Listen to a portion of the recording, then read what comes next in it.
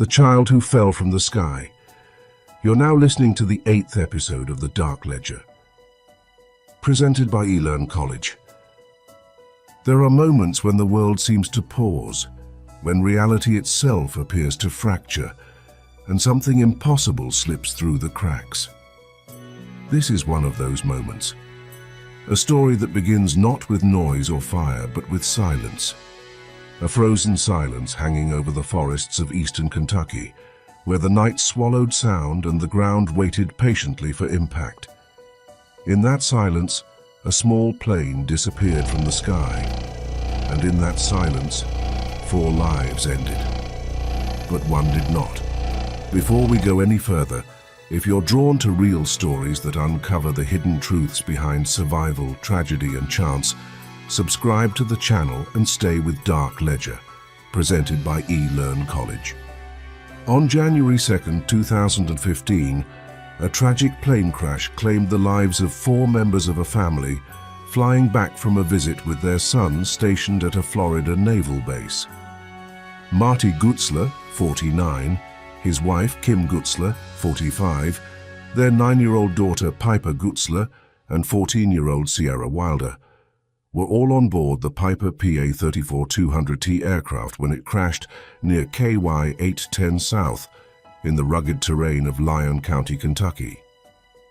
The flight was supposed to be ordinary, a short journey in a private aircraft, piloted by a trusted family member, carrying loved ones home through the winter darkness.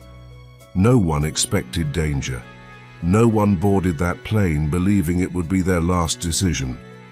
Private aviation often carries a sense of familiarity, almost intimacy. No crowded terminals, no long security lines. Just trust. Trust in the machine, trust in the pilot. Trust that the sky will behave as it always has. But the sky does not owe anyone consistency. As the aircraft moved through the night, conditions slowly worsened. The air grew unstable. Visibility dropped. The horizon blurred into darkness. For pilots flying small planes, night flying is unforgiving. Unlike commercial jets guided by layers of automation, small aircraft rely heavily on the pilot's senses, and when those senses are deceived, the consequences arrive fast. At some point during the flight, communication stopped. Air traffic controllers attempted contact. There was no reply, no distress call, no warning, just absence, an absence that immediately raised alarms. Search efforts began quickly, but darkness works against rescuers as much as it works against pilots. Dense woodlands stretched across miles of rugged terrain. Temperatures dropped. Snow settled. Hours passed with no sign of wreckage, no beacon, no smoke, no sound. By morning, hope had already begun to thin. When search teams finally located the crash site, the reality was devastating. The aircraft had struck treetops at speed, shredding itself apart before slamming into the ground. The fuselage was torn open. Wings lay twisted and broken. Debris scattered through the forest like shrapnel. It was immediately clear to responders that this was not a survivable crash. 4 bodies were found near the wreckage. The adults on board had died on impact. There were no signs of movement, no signs of life. The scene told a brutal, familiar story. Gravity had won. But then something didn't fit. One responder noticed tracks in the snow. Small tracks. Too small to belong to an adult. Too purposeful to be dismissed as coincidence. At first, no one wanted to believe what it suggested. A child could not have survived this. Not here. Not in these conditions. And yet the tracks led away from the wreckage. Following them felt almost wrong, like chasing a ghost. The forest was quiet, broken only by crunching snow beneath heavy boots. Then faintly came a sound that stopped everyone in place. A voice. Weak, shaking, human. They found her injured and alone, several hundred feet from the crash. A 7-year-old girl, cold, bloodied, conscious, alive. Sailor Gutzler, the family's 7-year-old daughter, miraculously walked away from the wreckage with only minor injuries. She was barefoot, covered in blood and in shock, but somehow she managed to find her way out of the forest. Around 6:30 p.m., Sailor knocked on the door of Larry Wilkins, a local resident who lived in a house near the crash site. The brave young girl told him she had been in a plane crash and that her parents were dead. Larry Wilkins described her as being in a state of shock, covered in blood with a bloody nose and bleeding legs. Despite her injuries, she was able to walk several hundred feet through dense, treacherous terrain, making it to Wilkins's home where she asked for help. She was immediately taken in by Larry Wilkins, who called 911. The rescue crews arrived quickly, and Sailor was taken to a local hospital. In that moment, the disaster changed shape. What had been a recovery became a rescue. What had been tragedy gained a survivor. But the questions came immediately, and they would not go away. How was she alive? Medical teams worked quickly, battling hypothermia as much as physical trauma. She had broken bones, deep cuts, bruising consistent with extreme force, and yet no fatal head injury, no catastrophic internal damage.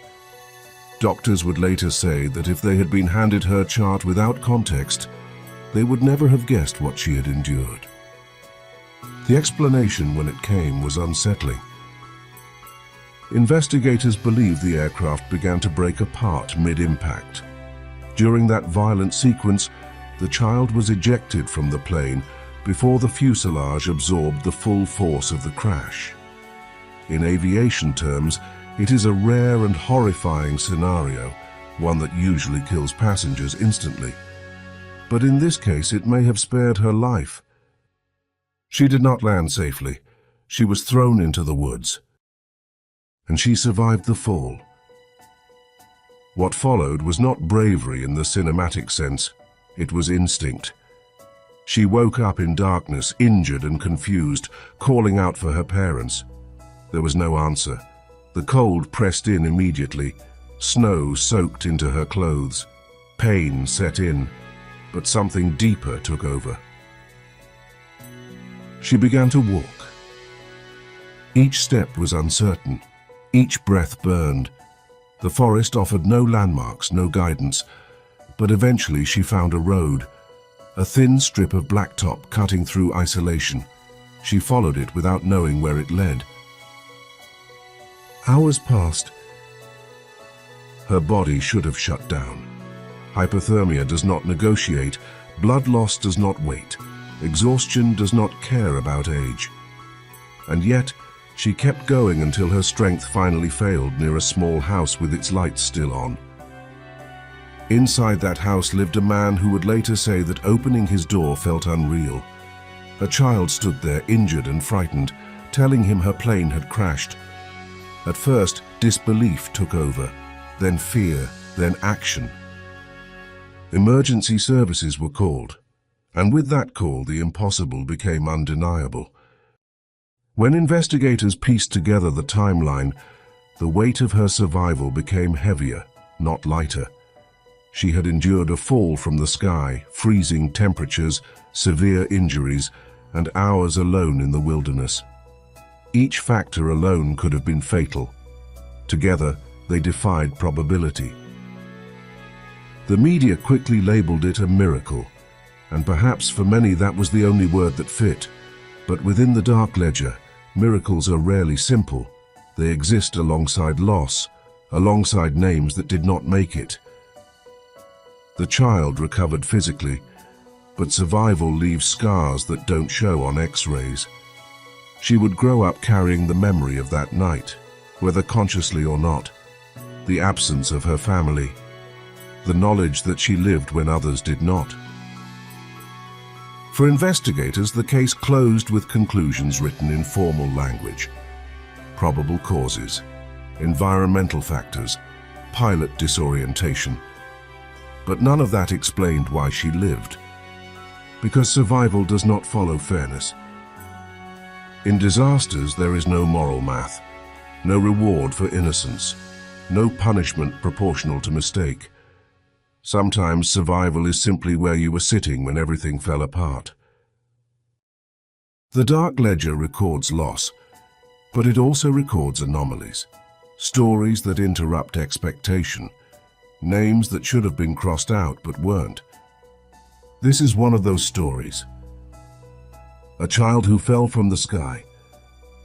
A forest that did not claim her. A ledger that left one line unfinished. If this story stayed with you, subscribe to the channel and continue with Dark Ledger, presented by Elearn College, as we explore the moments where fate hesitates and someone lives when no one should have. Because somewhere, even now, the balance between life and death is shifting, and not every story ends the way it's written.